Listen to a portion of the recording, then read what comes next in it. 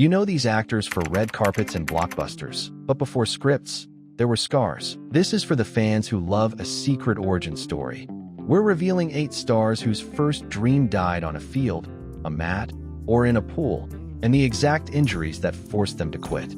Stay with me to hear how a brutal tear, a shattered joint, or a final concussion turned into a camera-ready comeback. We'll start with the names you think you know, then the one you absolutely won't see coming. One star sat in a clinic and heard, one more hit, and your spine could go. Another got told to expect a limp, maybe forever. These weren't fan myths or post-career legends.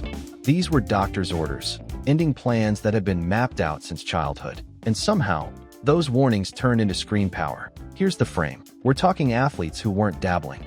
They chased real spots, with taped ankles, weight room sheets on the wall, and coaches pushing split-second times. They had rosters to make, bonuses to unlock, and scouts timing their steps.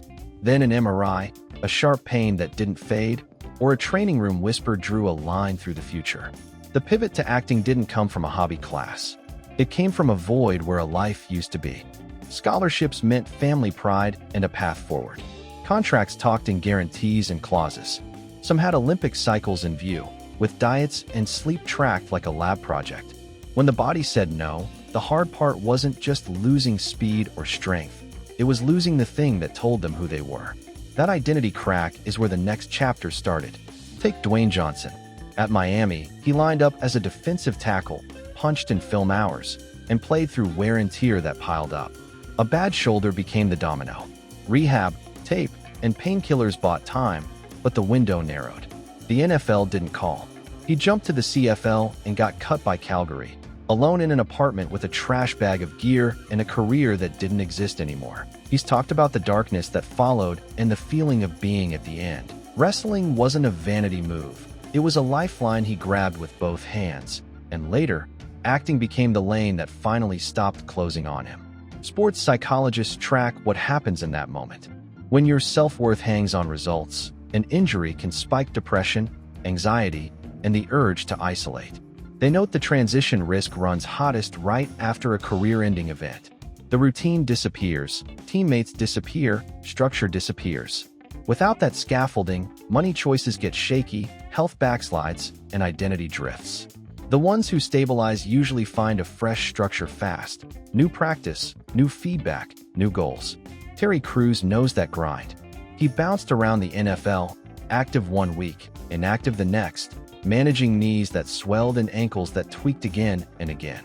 The cuts kept coming. No guaranteed money. No long runway. He worked security, stretched grocery dollars, and kept auditioning. He's been open about the anger and fear that came with it, and how work on set felt like a steady pulse after the chaos of tryouts and waivers. The physique helped him book roles, but the locker room instincts, show up, hit the mark, help the team, did the real heavy lifting. Bruce Lee's path looked different and still landed in the same place.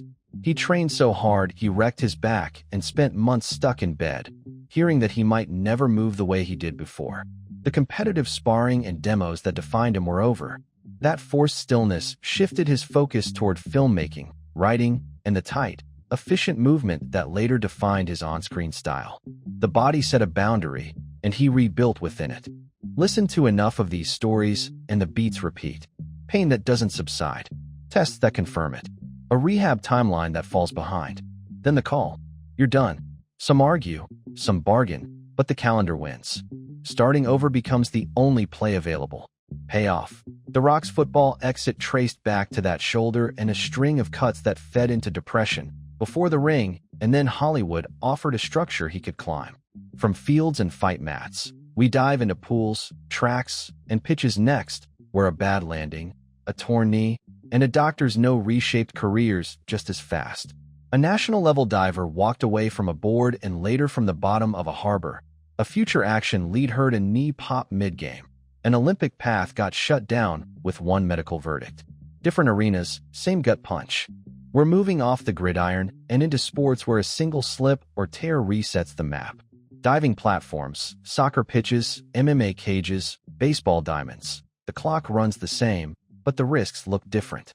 One missed step on wet concrete, one awkward landing from 10 meters, one bad tackle that sends the knee sideways. Careers don't taper. They hit a wall. You plan for tournaments and trials, and instead you plan for surgery dates and rehab rooms. The limelight they found later doesn't erase the fact that the exit felt like an alarm going off with no warning. These exits rarely look tidy. You don't get a farewell tour when you can't plant or twist without stabbing pain. Medical timelines stretch, confidence dips, and the phone stops ringing. That's what makes these pivots feel more like emergency evacuations than retirements. The body dictates, and everyone else follows. The coaches, the agents, the family, even the athlete who's still bargaining with the MRI. Jason Statham trained for precision, synchronization, clean lines, no splash.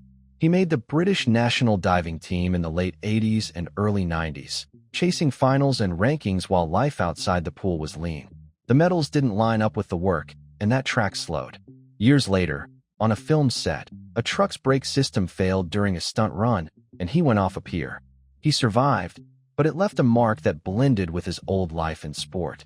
Controlled risk in the pool turned into negotiated danger on set, a shift from chasing scores to mastering stunts with the same discipline he used on the board. Vinnie Jones wore the pro badge in English football, with a reputation for hard tackles and for never turning down contact. Those knees took the bill. Cartilage wear, swelling that lingers, surgical fixes that by months, but not years. The pace of the top tier moved past him, and the body couldn't sign off anymore. He moved straight into roles that matched the edge he brought on the pitch, trading studs for scripts where his presence carried the room like a captain walking into a derby. Sports medicine data backs that arc. In soccer, lower limb damage, ACL and MCL tears in particular, ends careers more than most fans realize. Post-op, the injury risk climbs if you return too early, and chronic pain plus reduced explosiveness can push a player to call time even without a single dramatic collapse. That risk calculus shows up in every medical meeting. Short-term clearance versus long-term function. Gina Carano built a name with striking, clinch strength, and real finishing power. The cost was hands taped within an inch of their life, facial damage from exchanges, and a training volume that leaves scar tissue everywhere. After hard rounds and high-profile losses, the ceiling narrowed. You can power through pain for only so long before the next camp starts to look like a bill you can't pay. Action sets offered a new rhythm, fight choreography, controlled impacts, and a place to use timing and presence without another sanctioned war. Kurt Russell's path wound through the minors, where a torn rotator cuff made throwing a question mark with no satisfying answer. That injury doesn't just steal speed, it changes the mechanics of every pitch. He got the verdict that a full return wasn't likely, and the diamond faded. He shifted back to acting with a shoulder that refused to cooperate at pro velocity, carrying the quiet frustration of a game that won't meet you halfway. Different sports, same fork.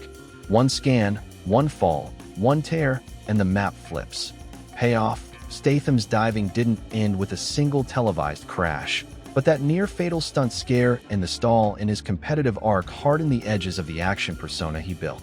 We're not calling these lucky breaks. We're meeting athletes who rebuild a life after the body vetoed the plan, and the next faces prove it wasn't a fluke.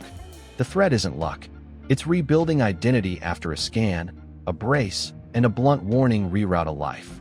They built new routines, found feedback loops, and turned rehab discipline into craft.